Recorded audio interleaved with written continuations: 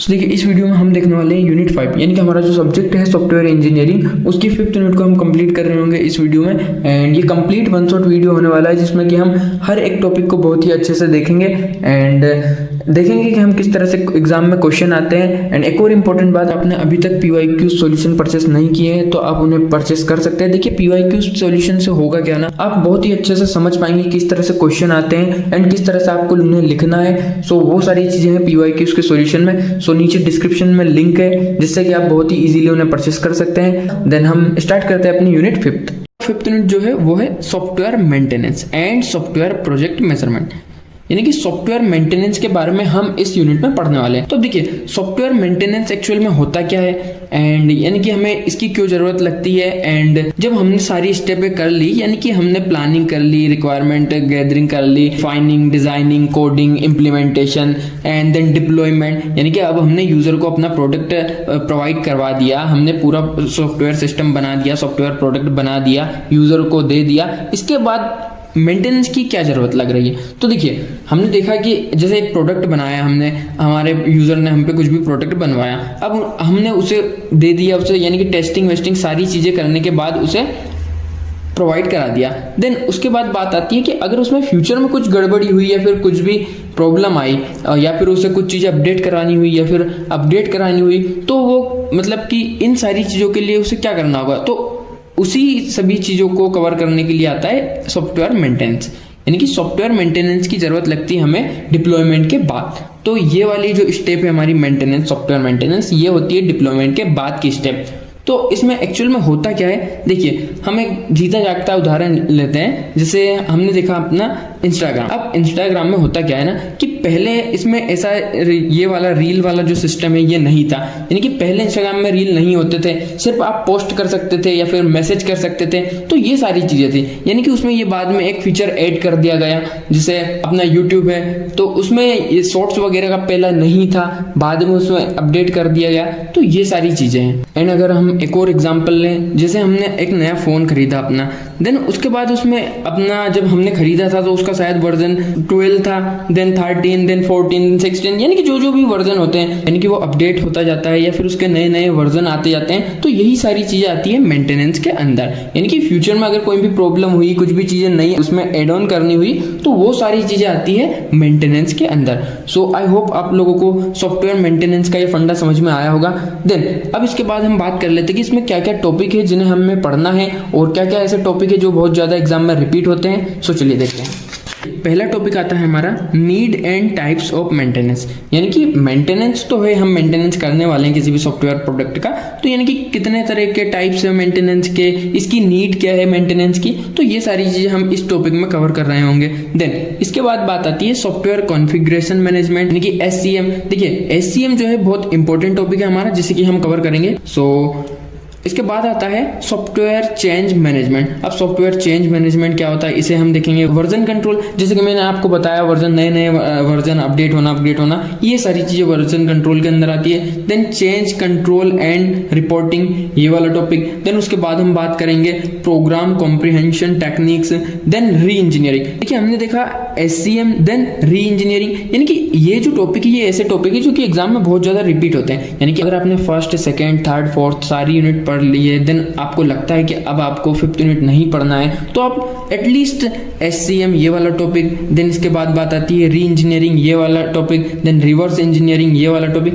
तो ऐसे कुछ टॉपिक है ये 1, 2, 3 गिनती के कि जिन्हें आप कवर कर लें तो बहुत अच्छा रहेगा, क्योंकि ये एग्जाम में बहुत ज्यादा रिपीट होते हैं। Reverse engineering, then tool support, project management concepts, feasibility analysis, project and process, planning, resources. So यही सारे टॉपिक है जो कि हम अपनी 5th यूनिट में कवर करेंगे। 5th यूनिट में ये टॉपिक हमारा पहले ही टॉपिक है, यानी कि बेसिक्स है पूरा। तो देखिए वैसे तो हमने फर्स्ट यूनिट में पूरा देखा है कि मेंटेनेंस क्या होता है, यानी कि अगर हम देखें तो हमने फर्स्ट यूनिट में सारी चीजें देखी थी कि हम पूरी प्लानिंग से लेकर डिप्लॉयमेंट, टेस्टिंग और सारी चीजें जो भी होती है मेंटेनेंस, तो हमने मेंटेनेंस के बारे में सब कुछ पहली यूनिट में ही देख लिया था, यानी कि एक ओवरव्यू ले लिया था। लेकिन अब हम इसे डिटेल में पढ़ने वाले हैं, तो चलिए देख लेते हैं कि एक्चुअल में सॉफ्टवेयर मेंटेनेंस क्या होता है।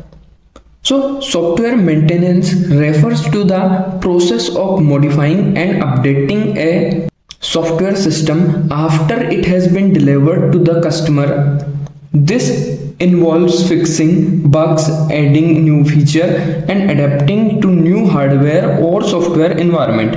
अब इसका मतलब क्या है कि अगर हमने अपने सॉफ्टवेयर को डिप्लॉय कर दिया और अब फ्यूचर में उसमें कुछ गड़बड़ी होती है या नया फीचर ऐड करवाना है या फिर कुछ अपडेट करवाना है, कुछ अपग्रेड करवाना है या फिर उसे यूजर इंटरफेस चेंज करवाना है हमारे यूजर को, तो इन सभी चीज़ों को कौन चेंज करके देगा? हम ही चेंज करके देंगे। और इस पूरी प्रोसेस को हम बोलते हैं मेंटेनेंस। यानी कि अगर हम पहले सारी चीज़ें बग फिक्सिंग वगैरह करते हैं तो ये डेवलपर का काम पहले ही हो जाता है, लेकिन डिप्लॉयमेंट के बाद अगर हम कुछ करते हैं तो उस प्रोसेस को हम बोलते हैं सॉफ्टवेयर मेंटेनेंस। यानी कि किसी भी सॉफ्टवेयर को डिप्लॉयमेंट के बाद उसमें बग फिक्सिंग करना एंड उसके बाद उसमें न्यू फीचर को ऐड करना, ऐसी सारी चीज़ों को हम जब उसमें इन्वॉल्व करते हैं तो इस प्रोसेस को हम बोल देते हैं software maintenance. So I hope आप लोगों को ये सॉफ्टवेयर मेंटेनेंस समझ में आया होगा। एंड इसके बाद हम देखते हैं इसे आगे भी। It is an essential part of the software development life cycle.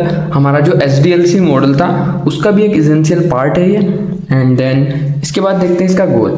So the goal of software maintenance is to keep the software system working correctly, efficiently and securely and to ensure that it continue to meet the needs of the user or not। सो देखिए, अब हमारा जो software maintenance है इसका गोल क्या है? इसका गोल बस इतना है कि हमारा जो सॉफ्टवेयर सिस्टम हमने बनाया है वो फ्यूचर में भी करेक्टली वर्क करे, इफिशिएंटली वर्क करे और सिक्योरली वर्क करे। एंड जो हमारा यूज़र था और जो हमारा सॉफ्टवेयर सिस्टम था उसका जो रिक्वायर्ड फंक्शन था, यानी कि जिस काम के लिए उसे बनाया था हमने, जिससे कि यूज़र की नीड फुलफिल हो सके, उसे भी वो फुलफिल करता रहे, यानी कि वो करेक्टली वर्क करता रहे। बस इतना गोल होता है हमारे सॉफ्टवेयर मेंटेनेंस का कि अगर फ्यूचर में भी कोई दिक्कत आए तो हम उसे सुधार सके। वही चीज़ें आती है हमारी सॉफ्टवेयर मेंटेनेंस के अंदर। अब देखिए, सॉफ्टवेयर मेंटेनेंस इससे ज़्यादा कुछ नहीं है। अब इसके बाद हम देख लेते हैं कि सॉफ्टवेयर मेंटेनेंस की नीड क्यों है, हमें सॉफ्टवेयर मेंटेनेंस की ज़रूरत क्यों लगी। तो देखिए, वैसे तो आप लोगों को पता ही है भाई सॉफ्टवेयर मेंटेनेंस की ज़रूरत क्यों लगी कि डिप्लॉयमेंट के बाद जो भी चीज़ें हमें चेंज करनी है, अपडेट करनी है, बग फिक्सिंग करना है या फिर कुछ नए फीचर ऐड करने हैं, तो हम उन सभी को सुधारेंगे। वही चीज़ें हैं सॉफ्टवेयर मेंटेनेंस। तो अब देख लेते हैं कि नीड क्यों पड़ी हमें। तो software maintenance must be performed in order to improve the design को इम्प्रूव करने के लिए इसकी ज़रूरत पड़ी। इम्प्लीमेंट इन्हांसमेंट, उसे भाई डिप्लॉयमेंट के बाद उसमें कुछ भी चीज़ें इम्प्लीमेंट या इन्हांसमेंट करना हुआ, वो चीज़ें हो गई। Then interface with other system. अब देखिए, हमने जब डिप्लॉय किया था हमारे सिस्टम को तो वो किसी और इंटरफेस के साथ, मतलब जो हमारा सिस्टम था किसी और सिस्टम के साथ वर्क कर रहा था। एंड अब इसके बाद नए सिस्टम के साथ वो वर्क कर रहा है, वो चीज़ें हैं। एंड करेक्ट फॉल्ट्स, जितनी भी कुछ गलतियाँ होंगी यानी कि जो एरर आएंगे डिप्लॉयमेंट के बाद उन्हें हम फिक्स करेंगे, करेक्ट करेंगे। सो वही चीज़ें हमारी सॉफ्टवेयर मेंटेनेंस के अंदर आती है। एंड इसके बाद अगर हम इसके टाइप्स की बात करें तो हम उन्हें डिटेल में अगली वीडियो में देखेंगे, लेकिन उसके पहले हम देख लेते हैं उसका जो फ्लो चार्ट वगैरह होता है कि इसका क्या क्लासिफिकेशन है सॉफ्टवेयर मेंटेनेंस का एंड किस किस तरह के जो है इसके टाइप्स हैं। सो चलिए देखते हैं।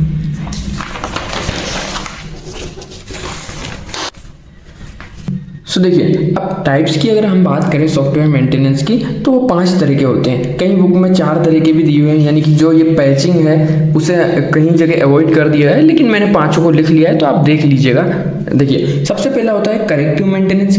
अब ये क्या होता है? Then patching maintenance, adapting maintenance, perfective maintenance and preventing maintenance. तो अब देखिए, पहला टाइप होता है हमारा corrective maintenance and then second होता है पैचिंग, थर्ड होता है adaptive maintenance, then perfective maintenance and preventive maintenance. तो देखिए, पांचों किस तरह से अलग अलग हैं एंड मतलब इन्हें कैटेगराइज करने की क्यों जरूरत पड़ी, ये अलग अलग किस तरह से हैं, किस तरह से डिफरेंट है, तो वो सारी चीजें हम देखेंगे एंड पांचों को देखते हैं लाइन वाइज। सो चलिए देखते हैं। सो देखिए, अब जो पहला आता है हमारा करेक्टिव मेंटेनेंस। अब करेक्टिव मेंटेनेंस क्या होता है? एकदम सिंपल सा मेंटेनेंस है कि पर्पस है इसका फिक्स एरर, बग्स और defects discovered after the software is released. यानी कि हमने सॉफ्टवेयर को डिप्लॉय कर दिया, अब उसमें कुछ भी बग्स को, एरर को फाइंड करना हुआ, डिफेक्ट को डिस्कवर करना हुआ, उन सारी चीज़ों को हम अगर कर रहे हैं तो वो आता है हमारा करेक्टिव मेंटेनेंस के अंदर।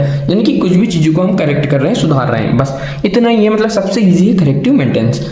देन एग्जाम्पल के लिए हम देखें, correcting and login failure caused by programming में कुछ बग्स के कारण हमारा जो लॉगिन फेलियर हो रहा है, अगर हम उसे सुधार रहे हैं तो वो करेक्टिव मेंटेनेंस के अंदर आ रहा है। बस यही हमारा करेक्टिव मेंटेनेंस।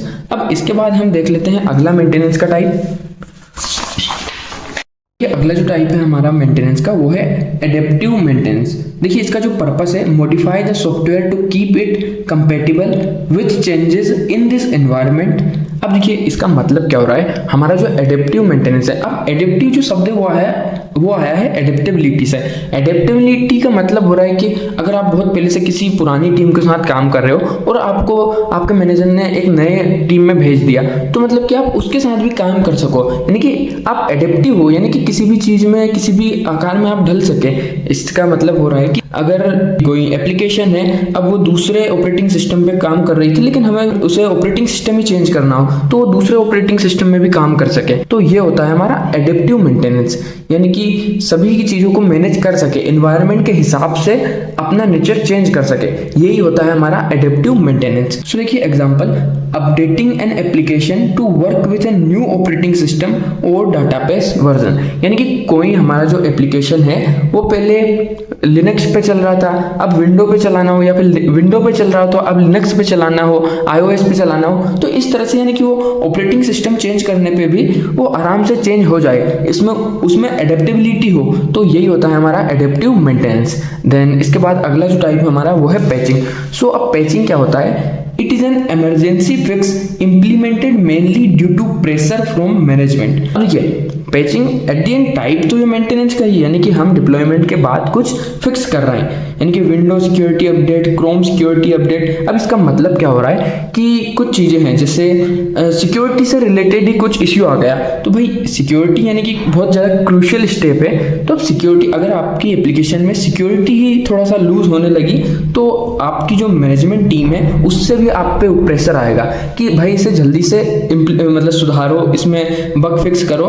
तो ये सारी चीजें यानी कि ये इमरजेंसी फिक्स है, इमरजेंसी फिक्सिंग इंप्लीमेंट करना पड़ता है हमें, तो ये आता है हमारा पैचिंग के अंदर। सो आई होप कि मेंटेनेंस के इस टाइप को आप समझे होंगे। देन इसके बाद आता है परफेक्टिव मेंटेनेंस। अब देखिए परफेक्टिव मेंटेनेंस क्या होता है, अब देखिए पर्पस जो है परफेक्टिव मेंटेनेंस का, improve the software performance, usability और maintainability and enhance feature based on user feedback, यानी कि हम अपने सॉफ्टवेयर में परफॉर्मेंस को बढ़ा रहे हैं, यूजेबिलिटी को बढ़ा रहे हैं, मेंटेनेबिलिटी को बढ़ा रहे हैं एंड उसके फीचर में एनहांसमेंट कर रहे हैं, और यूजर के फीडबैक के हिसाब से हम उसके फीचर में एनहांसमेंट कर रहे हैं, तो वो सारी चीजें आती है परफेक्टिव मेंटेनेंस के अंदर। यानी कि परफेक्टिव इन द सेंस हम उसे एकदम परफेक्ट कर रहे हैं, यानी कि मेंटेनेंस के थ्रू हम उसे एकदम परफेक्ट बना पा रहे हैं, बस वही चीज है हमारी परफेक्टिव मेंटेनेंस।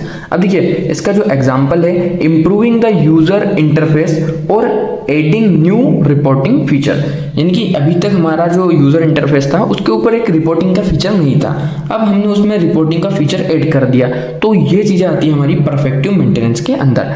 देन इसके बाद अगला जो टाइप हमारा और लास्ट बहुत ही अच्छा सा टाइप है वो, सो देखिए ये है प्रिवेंटिव मेंटेनेंस। अब प्रिवेंटिव मेंटेनेंस क्या है, अब हमने प्रिवेंशन तो देखे थे, यानी कि हमने बहुत चीज़ों के प्रिवेंशन देखे हैं, प्रिवेंट करना किसी भी चीज़ से, यानी कि किसी भी डिसीज को फैलने से रोकना।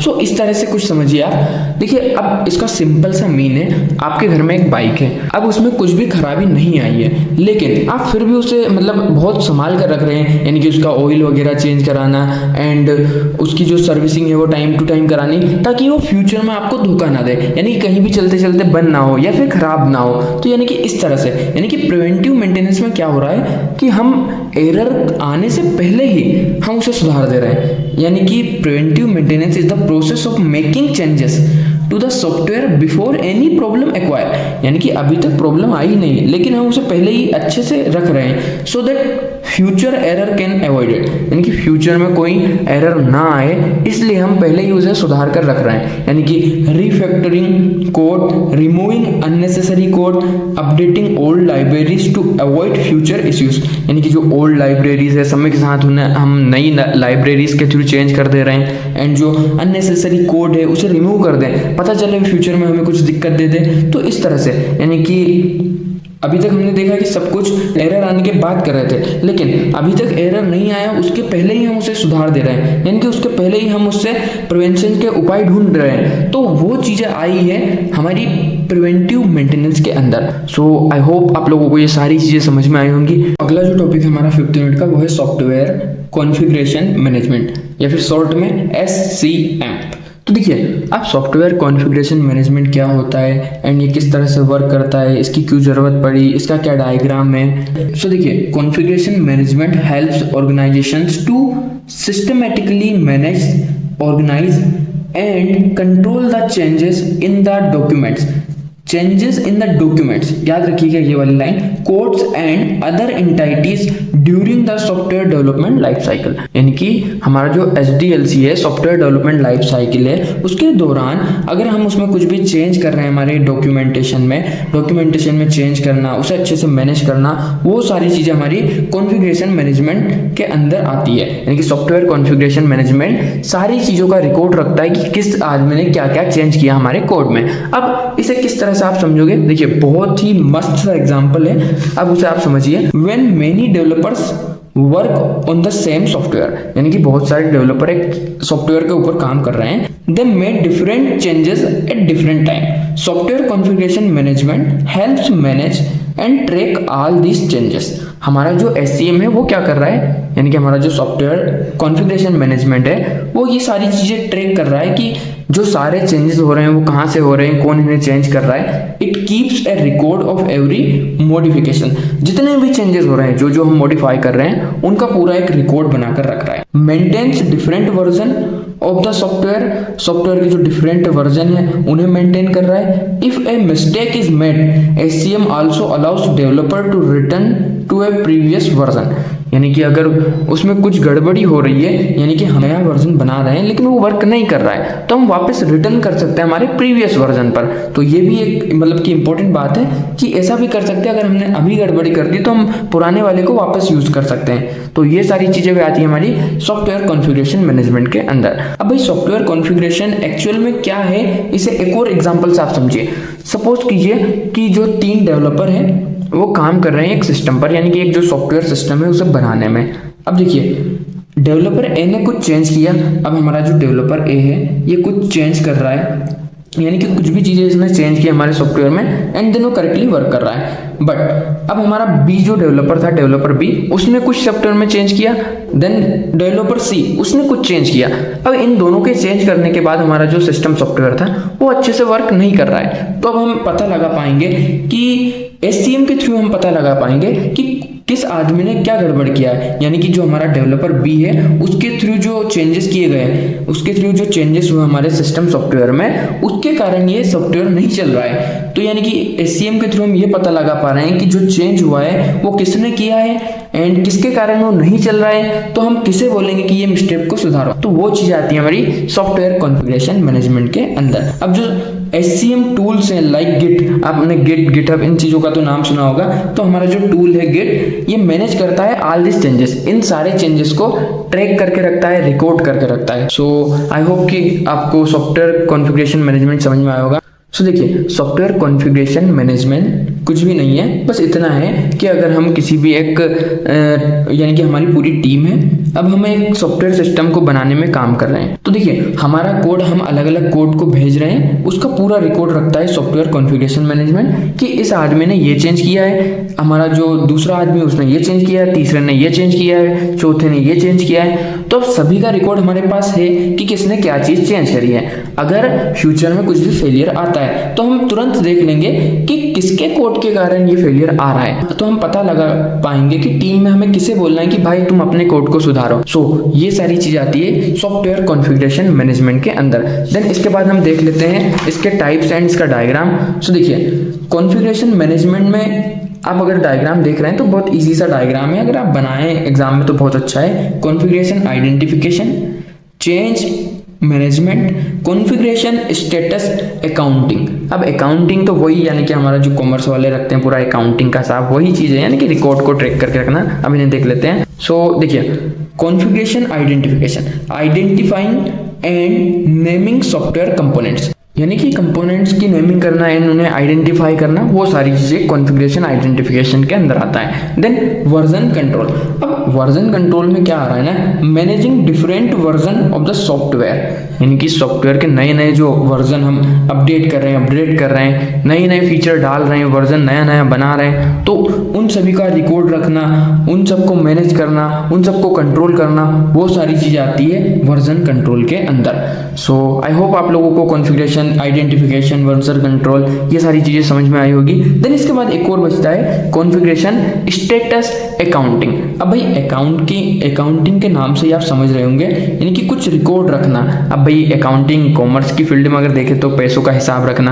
अब यहाँ पर अकाउंटिंग मीन्स कि हम रिकॉर्ड रख रहे हैं चेंजेस का, यानी कि record and tracking all changes and version, यानी कि हमारा जो सॉफ्टवेयर है उस पर पूरी टीम काम कर रही है। अब कौन कौन क्या क्या चेंज कर रहा है उसकी एक पूरी लिस्ट, उसका पूरा रिकॉर्ड ट्रैक करके रखेंगे, यानी कि पूरे जो चेंज हो रहे हैं, जो वर्जन को चेंज कर रहे हैं और कुछ भी नए नए फीचर को चेंज कर रहे हैं, तो किसने ये चेंज किया है, क्यों चेंज किया है, इसका कोड कैसा था, उन सभी का रिकॉर्ड रख रहे होंगे हम। और उन सभी को जो ट्रैक करके रखता है उसे बोलते हैं हम कॉन्फ़िगरेशन स्टेटस अकाउंटिंग।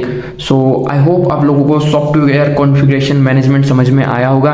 बहुत ही इजी सा टॉपिक था। अब 5 मिनट का अगला टॉपिक है हमारा सॉफ्टवेयर चेंज मैनेजमेंट। तो देखिए सॉफ्टवेयर चेंज मैनेजमेंट होता क्या है, इसकी क्यों जरूरत है एंड ये किस तरह की एक प्रोसेस है जिसे कि हमें पढ़नी है। तो देखिए software change management is the process of requesting, evaluating, approving, implementing and tracking changes made to software in controlled manner, यानी कि सॉफ्टवेयर को कंट्रोल्ड मैनर में रखने के लिए हम उसमें कुछ भी चेंज कर रहे हैं तो उसके लिए पहले रिक्वेस्ट भेज रहे हैं, then evaluating, approving, then implementing and tracking changes, ये सारी चीजें कर रहे हैं। अब इस पूरी इंटायर प्रोसेस को हम बोल रहे हैं सॉफ्टवेयर चेंज मैनेजमेंट, यानी कि कुछ भी चेंज कर रहे हैं उसका पूरा हिसाब किताब रख रहे हैं हम, यानी कि पूरा मैनेजमेंट कर रहे हैं, तो वो हमारा आता है सॉफ्टवेयर मैनेजमेंट के अंदर। देखिए अब बहुत ही इजी तरीके से आप समझ पाएंगे कि सॉफ्टवेयर चेंज मैनेजमेंट एक्चुअल में है क्या, मैं क्या बोलना चाह रहा हूँ। सो देखिए it ensure that every change is properly reviewed before it is applied, ये लाइन हो गई। देन इसके बाद आप देखिए so steps in software change management. अब पहली स्टेप आती है चेंज रिक्वेस्ट, यानी कि कुछ भी चेंज करवाना हो तो सबसे पहले हम रिक्वेस्ट भेजेंगे। हमारा एक वर्किंग सॉफ्टवेयर है, उसमें हमें कुछ चीज़ें चेंज करवानी है, तो हम बोलेंगे भाई ये चेंज करना है, इसके लिए हमने रिक्वेस्ट भेजी कि हमारा जो हेड है हम उसे रिक्वेस्ट भेजेंगे कि भाई ये चेंज कर दो। A request for a change is submitted, request को सबमिट कर लिया गया। देन इम्पैक्ट एनालिसिस, अब हमने रिक्वेस्ट भेज दी चेंज के लिए, तब उससे क्या इम्पैक्ट होगा, यानी कि अगर हम सॉफ्टवेयर में चेंज कर रहे हैं तो उससे क्या इम्पैक्ट होगा, वो चीज़ें देखेंगे हम इम्पैक्ट एनालिसिस में। The effect of the change is analysed, यानी कि उसे एनालाइज करेंगे। देन अब हमने एनालाइज कर लिया कि ये चेंज की रिक्वेस्ट हो गई, एनालाइज कर लिया, अब उसे अप्रूवल देंगे, अगर हमें सही लगा तो हम उसे अप्रूव कर देंगे। The change is reviewed and approved, यानी कि हमारा जो हेड है, हमारा जो मैनेजर है, वो उसे रिव्यूड, उसे फिर से देखेगा, अच्छे से चेक करेगा, अगर उसे लगा कि हाँ ठीक है तो उसे अप्रूव कर देगा। देन उसके बाद अब अप्रूव्ड हो गया, देन उसके बाद बात आती है इम्प्लीमेंटेशन की। भाई अब ये सारी चीज़ें हो गई कि जो रिक्वेस्ट भेजी थी उसे एक्सेप्ट कर ली, उसका एनालाइज कर लिया, अप्रूव्ड कर दिया, अब उसे आप इम्प्लीमेंट कर दो। The approved change is made in the software, हमारा जो सॉफ्टवेयर था उसमें हमने इम्प्लीमेंट कर दिया, उसमें हमने फिट कर दिया उसे। देन अब उसे हम टेस्ट करेंगे, हमारा जो सॉफ्टवेयर पहले वर्क कर रहा था उस तरह से वर्क कर रहा है या नहीं कर रहा है, यानी कि the software is tested to ensure the change work correctly और नॉट, यानी कि हमने जो चेंज किया उसके कारण ऐसा तो नहीं कि हमारा जो सॉफ्टवेयर था वो काम करना ही बंद कर दे या फिर सही से वर्क ना करे, तो वो चीज़ें। देन इसके बाद बात आती है डॉक्यूमेंटेशन की। अब जो चेंज किया है उसका कोई रिकॉर्ड भी तो रखना पड़ेगा ना, कि भाई हमने इस टाइम पे ये चेंज कर दिया था, इसके कारण कुछ गड़बड़ तो नहीं हो रहा है। तो all changes are recorded for future references, यानी कि फ्यूचर में इन चीज़ों का रेफरेंस ले सके कि हमने इन चीज़ों को पहले ही चेंज कर दिया था तो अब और कुछ चेंज करके देखें, तो वो चीज़ें हैं यानी कि सॉफ्टवेयर चेंज मैनेजमेंट के अंदर। सो आई होप आप लोगों को ये सारी स्टेप समझ में आएंगी। बहुत ही इजी सी चीज़ है कि अगर हमें कुछ भी चेंज करना है तो पहले रिक्वेस्ट भेजेंगे, अगर वो सबमिट हो गई तो क्या करेंगे, उसे एनालाइज करेगा हमारा टीम हेड। अब उसका इम्पैक्ट एनालाइज करेगा कि इससे क्या फर्क पड़ रहा है, अब इससे क्या फर्क हो रहा है। अगर उसे लगा कि हाँ ये ठीक है, सही वर्क करेगा, तो उसने अप्रूव कर दी। अब अप्रूव कर दी यानी कि उसे पूरा देख लिया, चेक कर लिया, अप्रूव कर दी। देन इम्प्लीमेंटेशन, अब हम उसे इम्प्लीमेंट कर देंगे जब अप्रूव्ड हो गई तो। अब इम्प्लीमेंट कर दिया, अब सॉफ्टवेयर पहले जैसे वर्क कर रहा है या नहीं कर रहा है, उसके लिए हम टेस्टिंग कर लेंगे। अब टेस्टिंग हमने कर ली, लेकिन हमने क्या चेंज किया, उसका रिकॉर्ड भी तो देना होगा हमें, तो उसके लिए हम उसे उस डॉक्यूमेंटेशन में उसका रिकॉर्ड फ्यूचर रेफरेंस के लिए रिकॉर्ड भी मैच करके रख लेंगे। बस इतना ही हमारा सॉफ्टवेयर चेंज मैनेजमेंट। अब इसका एक एग्जांपल देख लेते हैं जिससे कि और अच्छा क्लियर हो जाए। देखिए एग्जांपल हम देख लेते हैं हमारे सॉफ्टवेयर चेंज मैनेजमेंट का। तो एग्जांपल के लिए एक customer asks to add dark mode to a mobile application. देखिए पहले तो आपको एक बात क्लियर कर देता हूँ कि बहुत सारे ऐसे मोबाइल ऐप और वेबसाइट अभी भी है यानी कि वो डार्क मोड सपोर्ट नहीं कर पाते हैं। यानी कि कुछ तो ऐसे हैं जैसे हम मोबाइल में डार्क मोड कर लेते हैं देन वापस लाइट मोड, तो ऐसा कुछ सब कुछ होता है। लेकिन बहुत सारे एप्लीकेशन अभी भी ऐसे हैं प्रेजेंट मार्केट में जिनमें डार्क मोड सपोर्ट ही नहीं होता है। और आपने भी देखा होगा यानी कि अगर व्हाइट है तो रिफ्लेक्शन ज़्यादा आता है, लेकिन डार्क सारी चीज़ें अब्जॉर्व कर लेता है, तो आई कंफर्ट के लिए भी अच्छा होता है। बहुत लोगों को पर्सनली अच्छा लगता है, किसी को अच्छा नहीं लगता है, तो वो अपना अलग अलग फंडा है। यानी कि अगर हमें उसमें डार्क मोड के लिए रिक्वेस्ट भेजी हमने, यानी कि भाई ये डार्क मोड है, इसे चेंज कर दो, ऐसा ऐसा करना है, तो इसके लिए क्या होगा, पूरी प्रोसेस लगेगी हमारी सॉफ्टवेयर चेंज मैनेजमेंट की। क्या होगा, सबसे पहले रिक्वेस्ट भेजी कि हमें डार्क मोड जैसा एक फीचर ऐड करवाना है, तो हमारा जो हेड है वो उसका इम्पैक्ट एनालिसिस करेगा कि हाँ भाई डार्क मोड करने से क्या फर्क पड़ रहा है, कुछ गड़बड़ तो नहीं हो रहा है, नहीं हो रहा है, तो उसने अप्रूव कर दिया। अब भाई वो अप्रूव हो गया, देन उसके बाद हम क्या करेंगे, उसमें इम्प्लीमेंटेशन करेंगे, यानी कि डार्क मोड को इम्प्लीमेंट कर देंगे हमारी वेबसाइट में। अब हमारा एप्लीकेशन जो है मोबाइल का, उसमें हमने इम्प्लीमेंट कर दिया। देन अब हम उसे चेक करेंगे कि हमने जो इम्प्लीमेंटेशन किया उसके कारण ऐसा तो नहीं कि जैसे वर्क कर रही थी या नहीं कर रही थी, जो भी हो, तो डार्क मोड से कोई ज़्यादा फर्क पड़ नहीं रहा है। तो टेस्टिंग में हमने उसे वापस बोल दिया कि हाँ हम, यानी कि हमें ग्रीन फ्लैग मिल गया कि हाँ ठीक है चल रहा है। एंड देन उसके बाद हम डॉक्यूमेंटेशन, अब डॉक्यूमेंटेशन में हम ये रिकॉर्ड रखेंगे कि हमने इस टाइम पे ये चेंज किया था, डार्क मोड जो भी है मोबाइल ऐप में हमने चेंज किया था। बस इतना ही है हमारे सॉफ्टवेयर चेंज मैनेजमेंट के अंदर। प्रोजेक्ट एंड प्रोसेस प्लानिंग, तो भाई प्रोजेक्ट एंड प्रोसेस प्लानिंग ये जो टॉपिक है, ये हमारी 5th यूनिट का टॉपिक है। तो देखिए प्रोजेक्ट प्लानिंग, अब प्रोजेक्ट प्लानिंग क्या होती है, वैसे हमने सॉफ्टवेयर डेवलपमेंट लाइफ साइकिल में पहली ही स्टेप पढ़ी है कि प्रोजेक्ट प्लानिंग या फिर अपना जो सॉफ्टवेयर प्रोडक्ट होता है उसकी प्लानिंग। तो अब प्लानिंग से आप समझ ही रहे होंगे, यानी कि अगर आप आपकी फैमिली के साथ कहीं घूमने जा रहे हो तो आप पहले यानी कि पूरी चीज़ों की प्लानिंग करके रखोगे कि हाँ इस तरह से जाना है, इस वाली गाड़ी से जाना है, वहाँ घूमना है, यानी कि पूरी एक लिस्ट बना लोगे। तो उसी तरह से अगर हम कोई सा प्रोडक्ट बना रहे हैं, कोई सा प्रोडक्ट डेवलप कर रहे हैं, तो उसकी पहले ही हम पूरी प्रोजेक्ट की प्लानिंग कर लेंगे, तो उसे ही हम बोलते हैं प्रोजेक्ट प्लानिंग। तो अब देखिए इसे देख लेते हैं। Project planning is the process of defining the projects objectives, उसके ऑब्जेक्टिव को डिफाइन करना, स्कोप, शेड्यूल, रिसोर्सेज, यानी कि कौन कौन से ऐसी चीज़ें हैं जिनकी हमें ज़रूरत लगेगी, यानी कि जो रिसोर्सेज है जिनकी ज़रूरत लग सकती है हमें, वो सारी चीज़ें, बजट, यानी कि कितने में, अब हम अगर ट्रिप पर जा रहे हैं तो हम पहले ही बजट बना कर चलेंगे कि हाँ इतने पैसों में काम हो जाएगा। तो उसी तरह से हम अगर प्रोजेक्ट को भी इम्प्लीमेंट कर रहे हैं तो एक बजट लेके जाएंगे कि इतने बजट में हमारा काम हो जाएगा। And responsibilities before development work being, काम पहले होने से हम सारी चीज़ें पूरी प्लानिंग करके रखेंगे। दैट्स ऑल, यही हमारा प्रोजेक्ट प्लानिंग है। अब इसके बाद क्या क्या इसके ऑब्जेक्टिव्स है। सो देखिए ऑब्जेक्टिव्स ऑफ प्रोजेक्ट प्लानिंग, पहला जो है to define project goals and scope, यानी कि प्रोजेक्ट का एक्चुअल गोल क्या है, यानी कि अगर हम घूमने भी जा रहे हैं तो हमारा एक्चुअल गोल क्या है कि हाँ हम केदारनाथ जा रहे हैं, यानी जहाँ भी जा रहे हो आप, तो आप एकदम अपना उद्देश्य लेकर चलोगे ना कि हाँ उस तक हमें पहुँचना है, फिर वहाँ जाना है, ऐसा वहाँ से वापस आना, ये सारी चीज़ें हमें, यानी कि कस्टमर के लिए क्या चीज़ बनानी है, क्या प्रोजेक्ट बनाना है, किस काम के लिए बनाना है, तो उसका गोल सेट करोगे आप, यानी कि उसका क्या स्कोप होने वाला है, किस फील्ड में वो काम करेगा, तो वो सारी चीज़ें। Then to estimate time and cost, time और कॉस्ट को भी एस्टिमेट करेंगी। And to allocate resources efficiently, resources को इफिशिएंटली एलोकेट करेंगे, यानी कि ये काम इस रिसोर्स से हो जाएगा, ये काम इस चीज़ से हो जाएगा, वो सारी चीज़ें। जो फोर्थ है हमारा वो है टू आइडेंटिफाई पॉसिबल रिस्क्स। तो देखिए पॉसिबल रिस्क्स क्या हो सकते हैं अब हमारे प्रोजेक्ट के अंदर, यानी कि अगर हम वाटरफॉल मॉडल का यूज़ कर रहे हैं और हमें रिस्क मैनेजमेंट की ज़रूरत है तो हम यानी कि स्पाइरल मॉडल का यूज़ करेंगे, हम वाटरफॉल मॉडल का यूज़ ना करते हुए हम स्पाइरल मॉडल का यूज़ करेंगे। यानी कि अगर हम ट्रिप पर जा रहे हैं और हमें लग रहा है कि नहीं हमें यानी कि रास्ते में बारिश भी आ सकती है, ऐसा भी हो सकता है, तो कुछ हम अलग मैनेजमेंट की जुगाड़ करेंगे। तो इसके बाद आता है हमारा प्रोसेस प्लानिंग। अब देखिए हमने प्रोजेक्ट प्लानिंग देखा, देन उसके बाद बात आती है प्रोसेस प्लानिंग की। अब प्रोसेस प्लानिंग क्या होता है वो हम देख लेते हैं। Process planning is the process of deciding how the software will be developed. अब उसमें हम बात कर रहे थे कि उसका ऑब्जेक्टिव सेट करेंगे, स्कोप सेट करेंगे, क्या रिसोर्सेस है वो सारी चीजें, क्या बजट रहेगा, रिस्पॉन्सिबिलिटीज, डेवलपमेंट स्टार्ट होने से पहले सारी चीजें हम कंप्लीट कर लेंगे।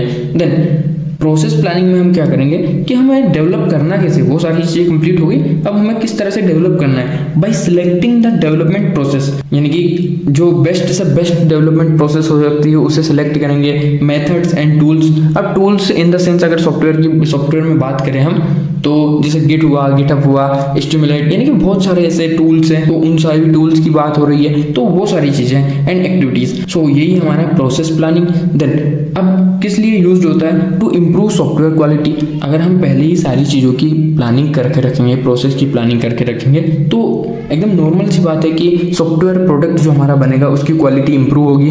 देन इसके बाद और देख लेते हैं हम select the appropriate software development process. Software development की बेस्ट से बेस्ट प्रोसेस हम डेवलपमेंट प्रोसेस हम यूज करेंगे। To identify, to define development activities and their sequences, यानी कि डेवलपमेंट की जो एक्टिविटीज हैं उन्हें डिफाइन करना। देन इसके बाद आता है to increase productivity and reduce error. देखिए प्रोडक्टिविटी को सॉफ्टवेयर की तो बढ़ाएगा ही, एंड जो एरर आएंगे यानी कि एरर होंगे उन्हें भी हम रिड्यूस कर देंगे। किसके थ्रू, प्रोसेस प्लानिंग के थ्रू। अगर हम पहले ही सारी चीज़ों की प्लानिंग कर रहे हैं तो सीधी सी बात है कि फ्यूचर में हम वो बेनिफिट देगा। देन इसके बाद हम देख लेते हैं इसका जो डायग्राम है। अब हमारा जो प्रोजेक्ट प्लानिंग है उसका जो डायग्राम है वो देखिए आप। इसमें जो पहली स्टेप है वो है project character scope. Then second आता है प्रोजेक्ट शेड्यूल। उसके बाद अगर आप देखो तो प्रोजेक्ट रिसोर्स, यानी कि इसे आप इसी तरह से एकदम बनाना है आपको, and project budget and cost. Then उसके बाद आता है project quality, project risk, project communication, that's all. ये हमारा प्रोजेक्ट प्लानिंग। तो ये सिंपल सा एकदम सिंपल सा डायग्राम है प्रोजेक्ट प्लानिंग का। अगर एग्जाम में आए तो आप बनाकर जरूर आइएगा।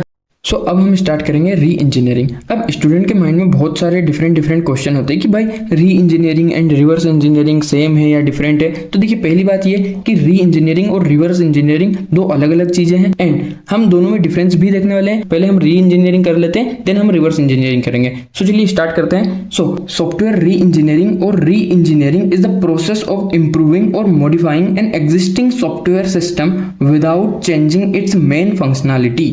तो देखिए ये बोल क्या रहा है सिंपली कि हमारी जो एग्जिस्टिंग सॉफ्टवेयर सिस्टम है कोई भी, उसको बिना उसकी फंक्शनैलिटी को चेंज किए उसे मॉडिफाई करना, इंप्रूव करना, ये जो पूरी प्रोसेस होती है उसे हम री इंजीनियरिंग कहते हैं। देखिए आपने बचपन में टार्जन दी वंडर कार मूवी तो देखी होगी। अब बहुत ही इजी सा एग्जांपल है कि हमारा जो हीरो होता है उसमें राज यानी कि अजय देवगन का जो बेटा होता है, उसके पिताजी की यादें जुड़ी होती है कार से, पुरानी कार से, तो उसे मतलब ये वो नई बनाता है, उसमें बहुत सारे मॉडिफिकेशन करता है, उसे इंप्रूव करता जाता है, यानी कि नई कार ना खरीदते हुए वो उसी कार को यानी कि डेवलप करता जाता है, मतलब कि मॉडिफाई करता जाता है और ज्यादा एनहांसमेंट करता जाता है उसमें, यानी एकदम नई मस्त कार बना लेता है। तो मतलब कि अभी भी उसकी फंक्शनैलिटी वही है, रोड पर चल रही थी, अभी भी रोड पे ही चलेगी। उसी की तरह री इंजीनियरिंग में है, यानी कि हमने एक पुरानी एग्जिस्टिंग वेबसाइट को मॉडिफाई किया, इंप्रूव किया, देन हमें एक नई एकदम नई वेबसाइट मिल गई। सो सेम एग्जैक्टली वही है। तो आई होप आप लोगों को री इंजीनियरिंग का कॉन्सेप्ट समझ में आया होगा। एंड इसके आगे हम देख लेते हैं कि it is done to make the software easier to maintain, more efficient and more reliable. अब देखिए हो क्या रहा था ना कि हमारी जो पुरानी वेबसाइट थी वो कुछ दिक्कत दे रही थी। अब देखिए नई जनरेशन है तो वो पुराने हिसाब से बनी थी, पता चले वो 2005 में 2010 में बनी हुई थी और अब यूज ना कर पा रहे हो, तो उसमें यानी कि नए नए सिस्टम अपडेट कर दिए, फीचर्स अपडेट कर दिए, तो वो सारी चीजें भी हमारी री इंजीनियरिंग के अंदर आती है। सो इसके आगे हम देख लेते हैं कि objective of software re engineering क्या होता है। देखिए to improve software quality, software की क्वालिटी को बढ़ाने के लिए हम री इंजीनियरिंग का यूज करते हैं। To make the software easy to maintain, easier to maintain. देखिए सॉफ्टवेयर क्या है ना कि बहुत ज़्यादा दिक्कत दे रहा था हमें, यानी कि वो पहले अच्छे से वर्क नहीं कर पा रहा था, इसलिए हमने उसमें री इंजीनियरिंग का यूज किया, तो उसे हम इजी टू मेंटेन बनाएंगे। टू रिड्यूस मेंटेनेंस कॉस्ट, अब देखिए पुराना जो था बार बार मेंटेनेंस के कारण पैसा लग रहा था, तो अच्छा हमने एक ही बार में री इंजीनियरिंग के थ्रू उसे सही करवा लिया। Then to improve performance and reliability, अब परफॉर्मेंस से मतलब कि उसका ओवरऑल क्वालिटी बढ़ाना, ये सारी चीज़ें यानी कि स्पीड बढ़ना, क्वालिटी बढ़ना, और रिलायबिलिटी मीन्स कॉस्ट में भी रहे और रिलायबल थोड़ा ड्यूरेबल हो। सो ये चीज़ें हैं। Then to extend the life of existing software, जो हमारा एग्जिस्टिंग सॉफ्टवेयर था यानी कि कहलाएगा वो पुराना वाला ही, लेकिन अब उसकी लाइफ बढ़ गई, अब हम उसे बहुत टाइम तक यूज कर सकते हैं। सो ये हमारा री इंजीनियरिंग का कॉन्सेप्ट होता है। देन इसका डायग्राम देखेंगे हम, देन इसमें कौन कौन सी स्टेप्स होती है वो सारी चीजें हम देखेंगे। सो चलिए, सो देखिए री इंजीनियरिंग का बहुत ही सिंपल सा डायग्राम है। देखिए इसमें हो क्या रहा है, पहली स्टेप में इन्वेंट्री एनालिसिस हो रहा है, then document reconstruction, then reverse engineering. अब देखिए री इंजीनियरिंग के अंदर एक स्टेप आती है reverse engineering, and reverse engineering को हम अलग से पढ़ेंगे, वो एक पूरी प्रोसेस अलग है। Then code reconstruction, data reconstruction and forward engineering. So ये सारी स्टेप्स है जिन्हें कि हम अभी डिटेल में देखने वाले हैं। सो चलिए देखते हैं। सो देखिए जो एक्टिविटीज़ है यानी कि हमारी सॉफ्टवेयर री इंजीनियरिंग में, उसमें पहला आता है कोड रीस्ट्रक्चरिंग, यानी कि कोड को रीस्ट्रक्चर करना। हमारा जो सोर्स कोड था उसे हम चेंज करेंगे, यानी कि उसके बिहेवियर को चेंज करेंगे, सारी चीज़ें चेंज करेंगे, लेकिन उसकी फंक्शनैलिटी को चेंज नहीं करेंगे, यानी कि उसे इंप्रूव करेंगे। हमारे पुराने वाले कोड को नए वाले कोड से चेंज कर देंगे। देन डाटा रीस्ट्रक्चरिंग, अब जो हमारा डाटा था यानी कि हमारे जो डाटा बेस होते हैं, आजकल आपने देखा होगा AWS वगैरह, तो उन सारी चीज़ों से यानी कि जो पुराना डाटा बेस होगा उससे AWS वगैरह नए जो डाटा बेस आ रहे हैं उनसे चेंज कर देना। देन उसके बाद थर्ड बात आती है डॉक्यूमेंट रीस्ट्रक्चरिंग। अब डॉक्यूमेंट रीस्ट्रक्चरिंग क्या होता है, updating and improving software documentation, यानी कि जो सॉफ्टवेयर का डॉक्यूमेंटेशन था पूरा, हम जो डॉक्यूमेंट्री करते हैं उसे भी हम अपडेट कर देंगे। देखिए हम बदल तो नहीं सकते उसे, हम अपडेट कर सकते हैं, इंप्रूव कर सकते हैं। अगर हमने उसे बदल दिया तो पूरी फंक्शनैलिटी ही चेंज हो जाएगी। सो हमें फंक्शनैलिटी को चेंज नहीं करना है। देन इसके बाद आती है बात रिवर्स इंजीनियरिंग। अब देखिए रिवर्स इंजीनियरिंग क्या होता है, the existing software by analysing its code and design, यानी कि जो एग्जिस्टिंग सॉफ्टवेयर है उसे एनालाइज करेंगे, उसके कोड को एनालाइज करेंगे, उसके आर्किटेक्चर को, उसके डिजाइन को, सारी चीजों को एनालाइज करेंगे। देन उसे समझकर हम इसमें नए वाले इंप्लीमेंट करेंगे। तो वो चीजें हमारी रिवर्स इंजीनियरिंग में आती है। देन इसके बाद हम देखेंगे अगर फिफ्थ है हमारा फॉरवर्ड इंजीनियरिंग। अब फॉरवर्ड इंजीनियरिंग में क्या होता है, developing the improved version of software from the analyse design, यानी कि हमने जो पूरा डिजाइन को एनालाइज किया उसके बेस पर हम यानी कि जो वर्जन है हमारा उसे इंप्रूव करेंगे। जो हमारा पुराना वर्जन था उससे हम उसे नए वर्जन में इंप्रूव करेंगे। सो ये सारी चीजें आती है हमारी री इंजीनियरिंग के अंदर। यानी कि कौन कौन सी स्टेप हो गई हमारी, code restructuring, data restructuring, document restructuring, then reverse engineering and forward engineering. So I hope आप लोगों को ये चीजें समझ में आई होगी। अब देखिए एक बहुत ही ईजी और सिंपल से एग्जाम्पल से हम समझते हैं इसे। सो देखिए एग्जाम्पल है, एक company has 10 years old banking application, instead of creating new application developers clean the old code and update database, improve the user interface and proper documentation, the app still perform same work. अभी देखिए आप वैसे तो समझ गए होंगे, लेकिन देखिए कंपनी के पास 10 साल पुरानी बैंकिंग एप्लीकेशन थी। अब उन्हें एक नई एप्लीकेशन की जरूरत है क्योंकि ये नहीं चल रही, लेकिन वो नई एप्लीकेशन ना लेते हुए इसी को इंप्रूव कराएंगे, इसी को मॉडिफाई कराएंगे, इसी को अपडेट कराएंगे, बस वो पूरी प्रोसेस हमारी री इंजीनियरिंग हो जाएगी। यानी कि वो इसी के डाटाबेस को चेंज करेंगे, इसी के कोड को, पुराने वाले कोड को नए वाले कोड से रिप्लेस कर देंगे, एंड जो डॉक्यूमेंटेशन है उसे चेंज कर देंगे, एंड उसके एम्प्लॉय के हिसाब से इंटरफेस को भी अगर वो चेंज करवाना चाहे तो चेंज करेंगे। और स्टिल यानी कि जो हमारी कंपनी का जो एप्लीकेशन बैंकिंग सिस्टम है वो वही काम करेगा जो कर रहा था। सो यही चीजें यानी कि हमने मेन फंक्शनैलिटी को चेंज नहीं किया, लेकिन हमने उसी को नया कर दिया। सो आई होप आप लोगों को री इंजीनियरिंग समझ में आया होगा। अगला जो टॉपिक है हमारा वो है रिवर्स इंजीनियरिंग। अब रिवर्स इंजीनियरिंग डिफरेंट है हमारे री इंजीनियरिंग से। So reverse engineering is used to analyse existing system to understand their structure, behavior and design in order to improve, reuse or rebuild them efficiently। देखिए अब ये बोलना क्या चाह रहा है, एग्जाम्पल से समझिए आप कि आपके कॉलेज में आपको एक काम दिया गया है कि आपको एक ऐप बनाना है, आपको एक वेबसाइट बनानी है। तो अभी तक क्या है ना, आपने नहीं बनाई, लेकिन आपके दोस्त ने उस ऐप को, एप्लीकेशन को कंप्लीट कर लिया है। तो आपको अब जल्दी बनाना है, तो आप क्या करेंगे कि उसे मतलब कि आपके दोस्त की जो वेबसाइट है उसके कोड को देखेंगे, यानी कि उसने क्या क्या चीज़ें यूज़ की है, उसने कैसे कैसे किया है, उसको पूरा अंडरस्टैंड करेंगे, उसे एनालाइज करेंगे, और मतलब कि उसी के डिज़ाइन को आप लगभग कॉपी ही करेंगे, यानी कि उसे ही रीयूज करेंगे और रीबिल्ड करेंगे बहुत ही इफिशिएंटली। तो इसी प्रोसेस को हम कहते हैं रिवर्स इंजीनियरिंग। यानी कि किसी भी एक बनी हुई एग्जिस्टिंग चीज़ को देखकर, किसी भी एक बनी हुई एग्जिस्टिंग वेबसाइट को देखकर उसे कॉपी कर यानी कि कॉपी समान ही होता है वो, यानी कि उसे लगभग कॉपी कर कर आप नई बना दो, उसे एक नई वेबसाइट बना दो, तो उसे हम बोलते हैं रिवर्स इंजीनियरिंग। अब देखिए एक और चीज़ है इसमें, अगर आप देखें तो री इंजीनियरिंग में भी रिवर्स इंजीनियरिंग का यूज होता है। सो ये री इंजीनियरिंग का डायग्राम है। देन इसके बाद हम देखेंगे the act of copying the product of another company by looking carefully at how it is created. यानी कि वही बात है सिंपल सी कि एक एक्ट है, यानी कि कॉपी करने का एक तरीका है किसी भी प्रोडक्ट को।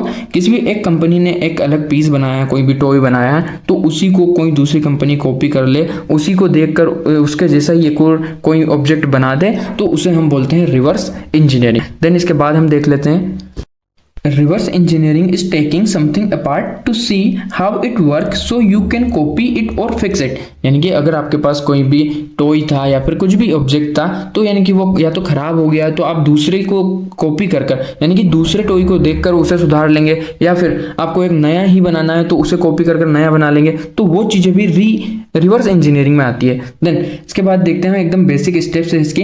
गेट द प्रोडक्ट, यानी कि कोई भी एक प्रोडक्ट लिया या फिर कोई भी कंप्यूटर प्रोग्राम लिया। बाय और फाइंड द फिनिश्ड ऑब्जेक्ट और कंप्यूटर प्रोग्राम, यानी कि एक कंप्यूटर प्रोग्राम लिया, जैसा कि आपने आपकी दोस्त की वेबसाइट का कोड देखा, उसी तरह से take it apart, open up the machine और ओपन द कोड। यानी कि ये मैकेनिकल के टर्म में चल रहा है। आप नीचे अगर देखें तो हम जो कोड की बात कर रहे हैं वही है, यानी कि हमने कोड को ओपन किया। Then study the pieces, figure out what each part does, यानी कि हर एक पार्ट को हम देखेंगे कि ये फंक्शन, अगर प्रोग्रामिंग की टाइम में बात करें तो ये फंक्शन क्या काम कर रहा है, ये फंक्शन किस लिए यूज हो रहा है, वो सारी चीजें हम देखेंगे स्टडी द पीस में। देन मेक ए प्लान, अब write down how it was build, यानी कि हम सारी चीजें अब लिख लेंगे हमारे पास, या फिर स्टोर कर लेंगे जो भी है, कि इसे हम किस तरह से अगली बार यूज करेंगे। तो वो सारी चीजें आती है हमारी रिवर्स इंजीनियरिंग के अंदर। अब देखिए और भी चीजें हम देख लेते हैं री इंजीनियरिंग और रिवर्स इंजीनियरिंग के अंदर।